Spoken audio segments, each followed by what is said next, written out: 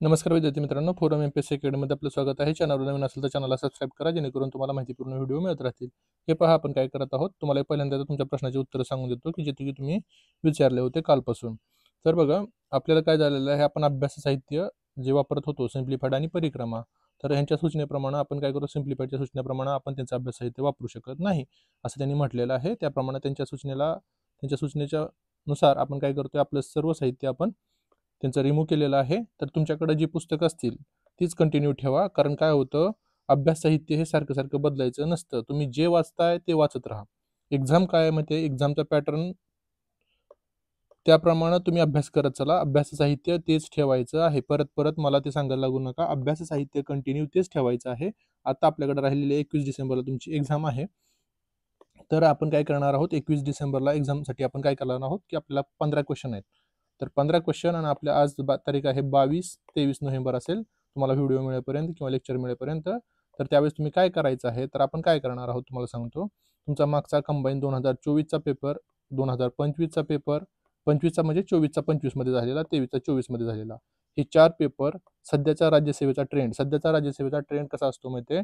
तुम्ही म्हणाल मग ते राज्यसेवेचं कशाला आम्हाला घेता, कंबाईनवाले विद्यार्थी लगेच कमेंट करतात की आम्हाला राज्यसेवेचं नको आहे. तर तसं नसतं, पेपर सेटर सेम असतात, त्यामुळं पॅटर्न कॅरी होतो. हे पहा काय होतं, फरक काय आहे राज्यसेवा आणि कंबाईनमध्ये.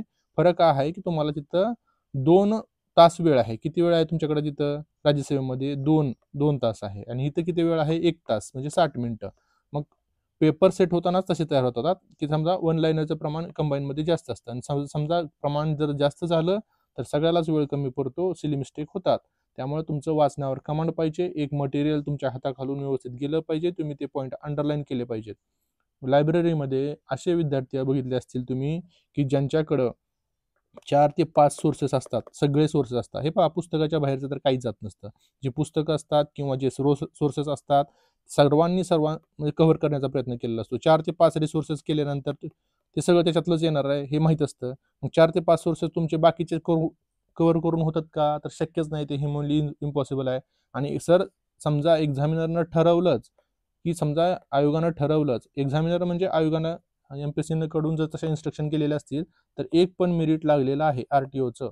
आता तुम्ही म्हणाल सांगा ती एक्झाम कुठली आहे, आम्ही त्यावेळेस एक्झामला होतो नव्हतो, ह्याच्यावर चर्चा सुरू कराल. पण तुम्हाला हे का सांगतोय मी, तर तुम्हाला हे माहिती असं द्यावं की जर समजा 2 लाख विद्यार्थी परीक्षेला बसत असतील तर कॉम्पिटिशन 20 ते 30 हजार विद्यार्थ्यांमध्ये असते, हे लक्षात ठेवा.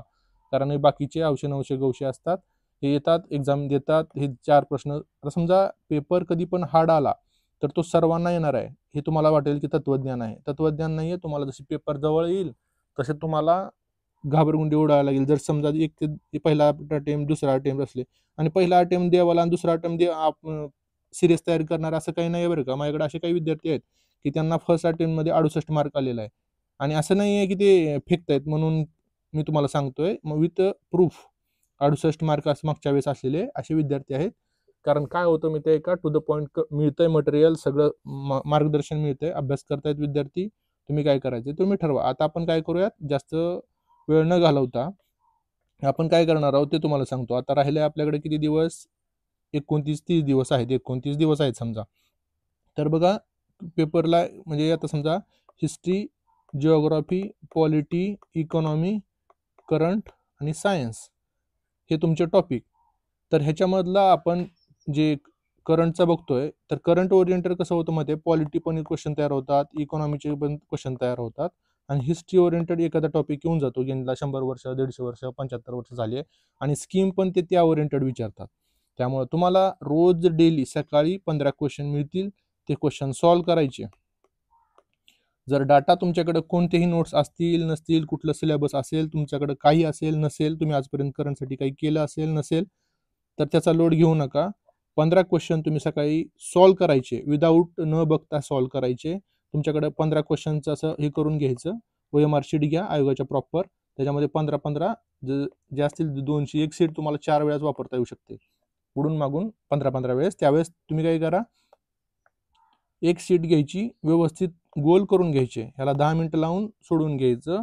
हे सोडवल्यानंतर मी तुम्हाला एक्सप्लेनेशन विथ प्रूफ आपण कुठून क्वेश्चन फॉर्म केलेत, मी तुम्हाला सकाळीच टेलिग्रामला टाकत जाईन की ते क्वेश्चन कुठून फॉर्म केलेत, काय केले ते विथ प्रूफ. कारण हे तुम्हाला कुठं कामी येईल, की जर समजा क्वेश्चन त्यातून आला आणि एखादा क्वेश्चन जर असं का होतं बघा, ह्या प्रश्नाचं उत्तर तुम्हाला द्यायचं होतं, की बऱ्याच क्वेश्चन कॅन्सल होतात. हे का होतात? तर PIB वगैरे गव्हर्नमेंटच्या ऑथेंटिक साईट असतात ना, तर त्याच्यामध्ये जर डाटामध्ये फरक असेल स्कीमचा, तर त्यावेळेस क्वेश्चन हॅश होतो, हे लक्षात ठेवा. आणि आपल्याला जर समजा मी एक विद्यार्थी आहे समजा, माझा क्वेश्चन चुकला असेल, तर मी काय करतो, पूर्ण 100% प्रयत्न लावून गव्हर्नमेंटच्या साईटचा डाटा देतो, का तर तो क्वेश्चन कॅन्सल होऊन माझा पॉईंट 25 वाढावा, हे लक्षात ठेवा. तर प्रत्येक जण आपल्या वैयक्तिक यशासाठी प्रयत्न करत असतो. त्यामुळे तुम्हाला तो डाटा पण म्हणजे जो ऑफिशियल आहे, तो डाटा पण तुम्हाला नंतर जे अपील करतो आपण, की आपण पाठवतो बघा त्यांच्यावर आक्षेप घेतो. आक्षेप घेण्यासाठी आपल्याला जे असतं ना, वेळ दिलेला असतो, त्यासाठी तो ऑथेंटिक डाटा मिळेल आणि तुमचा तो पण प्रॉब्लेम सॉल्व्ह होईल. म्हणजे परत तेच करावं लागणार नाही. हे लक्षात ठेवा. तुम्ही जे मटेरियल वाचताय, तेच वाचा, तेच कॅरी करूयात. तुम्हाला काय वाटत असेल तर ह्या ग्रुपच्या खाली ह्या लिव्ह कमेंट म्हणून मुद्दा मी ठेवलेला आहे, ते पहिल्यापासूनच आहे ते. तर लिव्ह कमेंटमध्ये तुम्ही आपल्याला जे काही वाटतंय तुम्हाला ते टाका बिंदास. मी ते वाचत असतो. त्यानुसार आपण आत्ताचा हा व्हिडिओ तुम्हाला तुमची उत्तर देण्यासाठीचा होता. पुढच्या व्हिडिओमध्ये तुम्हाला एक व्हिडिओ म्हणजे फाईल टाकलेली आहे. त्याच्यामध्ये 8च क्वेश्चन आहेत सध्या तरी पहिल्या PDF मध्ये. तुम्हाला काय वाटत असेल तर कमेंट करा. तर त्याच्यामध्ये ते सॉल्व्ह करायचे. तुम्हाला इथून पुढं कारण कंबाईनला कसं आहे, राज्यसेवेला 15 क्वेश्चन येतात. 15 क्वेश्चन असे येतील तुम्हाला, अशा पद्धतीने डिझाइन केलेले असतील, की राज्यसेवेचा आता पेपर झालेला त्याचा तोच फॉर्मॅट, त्याच फॉर्मॅटमध्ये सोडवताना तुम्हाला जाणवेल. तोच फॉर्मॅट, तोच अप्रोच ठेवून कंबाईन 2022, 2023, 2024 हे जे पेपर आहेत ना, त्याचं प्रॉपर ॲनालिसिस. आता काय होतं माहिती आहे, तुम्हाला ते क्वेश्चन पेपर मी घेतले असते सगळे ॲनालिसिस. बऱ्याच विद्यार्थ्यांचे कॉलेज होते, की सर ते ॲनालिसिस घ्या. ॲनालिसिस काय होतं माहिती आहे का? ह्याच्यामध्ये बघा आत्मा कॅरी होतो किंवा फॉर्मॅट कॅरी होतो करंटच्या क्वेश्चनमध्ये. बाकीच्या क्वेश्चनमध्ये काय होतं, बाकीच्या टॉपिकमध्ये किंवा हिस्ट्री, जिओग्राफी, पॉलिटी, इकॉनॉमीमध्ये काय होतं, तर क्वेश्चन रिपीट होण्याचं प्रमाण जास्त असतं किंवा त्याच टॉपिकवर क्वेश्चन येण्याचं प्रमाण आलं तर तो डाटा रिपीट होतो. पण करंटच्या क्वेश्चनमध्ये काय होतं, 90% डाटा हा वेगळा असतो, 10% स्टॅटिक पोर्शन सेम असतो. त्यामुळे तुम्हाला तेवढ्या ह्याचा फायदा होत नाही. तरी आपण काय करूया, 23-24च्या तुम्हाला क्वेश्चन पेपर सर्वांकडे असतील, त्याच्यानुसार विथ प्रूफ तुम्हाला 15 क्वेश्चन रोज सकाळी मिळतील.